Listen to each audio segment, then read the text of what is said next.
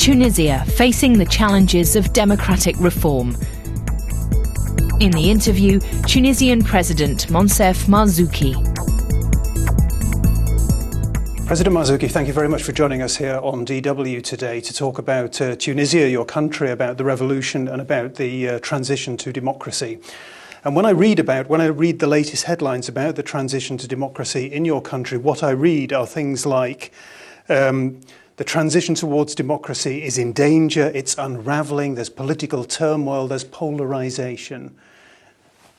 Nevertheless, you remain optimistic. Why? Well, I don't agree about what you said. I think on the contrary, I can say that Tunisia is doing quite well because, first of all, we have, look, when you see the human cost of the revolution, it's nearly nothing. When you compare it to other countries. The whole process now is on the track. We achieved a huge consensus, an important consensus about the constitution, and we think that we will be. The constitution will be finished in probably in 2 months, in April, and then we are going to have the elections in between October and December, and the discussion is going on all the time between the political parties. So, on the contrary, I can assure you that probably, if you compare it to the other Arab countries, the process is first on the track, and I think we will finish this process in, as I told you, before the end of the year. So what can you ask more from Tunisia, you know? Please remember that the transition in Portugal took more than 8 years, and in Spain more than 3 years. So Tunisia will finish its own process in 2 years' time. That's good for a country, you know, without any experience of leading a democratic process before. Point taken, but just tell me about, for example, the assassination of Chokri Belaid. That must have meant a lot to you personally, because he was a personal friend of yours. He was assassinated at the beginning of February. Tell me, first of all, what it did mean for you personally. Well, I was extremely shocked, because that's what, you know, political assassination are very, we have had in half a century about 2 or 3 cases, you know. So we are not accustomed with this level of violence. This is why I was deeply shocked and deeply moved, because this Chokri was a friend of mine. I received him 2 or 3 times in the palace of Carthage, and we used to discuss about the outcome of all this, the political process. So I felt that we were betrayed, because we were very proud in Tunisia about having this very peaceful process of democratization, of transition. So I felt ashamed, betrayed, and shocked. But fortunately, remember that 2 days later, you know, we have had this funeral without any political violence. I was afraid of. I said, my God, we are going to have riots and probably deaths and so forth. It didn't happen. It didn't happen. That means that Tunisia is a solid country. But if you were shamed and if you were betrayed and if you were shocked, who were you betrayed by? Well, I think, you know, what we're trying to do in Tunisia is to reach a consensus between secularists and Islamists. And this is not very easy, because you have extremists on both sides, you know, who don't want this consensus to be achieved. And I felt betrayed by the extremists, or probably of the Islamist extremists, the jihadists. Sometimes I feel also betrayed by the extremists from the other side, because, you know, they're talking all the time about what's going on in Tunisia, and very, you know, giving the image of a country in turmoil, and press here in the West is relying mainly on what they say. So the image they're giving of Tunisia is not the real one. And this is why I feel betrayed by both, you know. However, Chokri Belaid's wife, for example, she said that if things stay the way they are now, this will be repeated, this kind of crime. Did you, for example, fear for your own life? Did you think at any point in time? I don't fear for myself, but I fear for some political leaders from the spectrum, you know, not and this is why I decided to give them the protection of the presidential guard, because really I believe that this could happen again, because I think that there are many political groups that they don't want the process to be fulfilled. They don't want this process to be peaceful. They don't want elections. They would like to provoke chaos, in Tunisia. Who are those? Be a bit more specific. Who are those political groups who don't want consensus, don't want compromise? I think mainly militarily by weapons and terrorism. I think the jihadists were part of the Salafist When you say movement. the Salafists, we're the talking Salafists.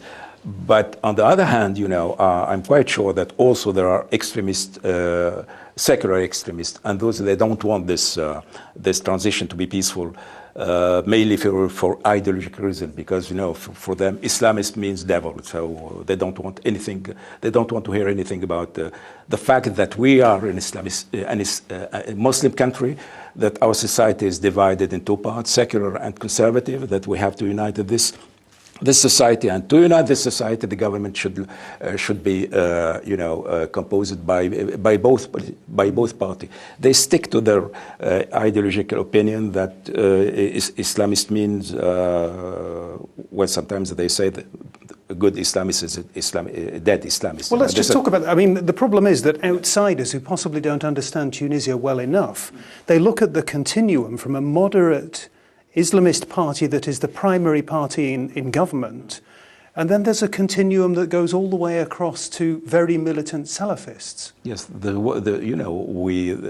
I always say that the Islam is a very wide spectrum. Goes from Erdogan to Taliban. This is what we say all the time. So it's very wide spectrum. And we in Tunisia we have the central part of it.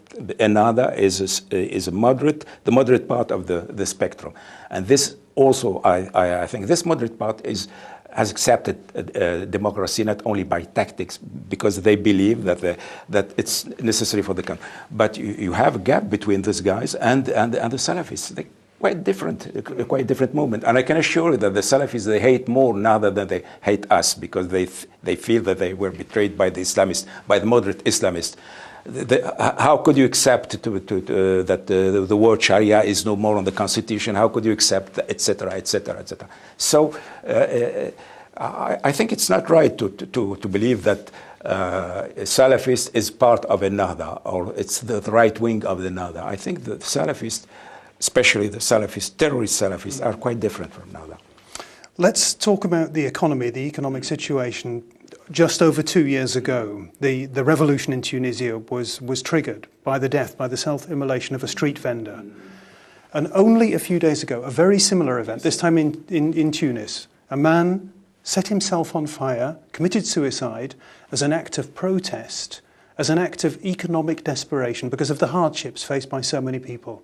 That must be very disturbing for you. Extremely disturbing for me. But, don't forget also, this man, unfortunately, was not the we have had many of this kind of suicide.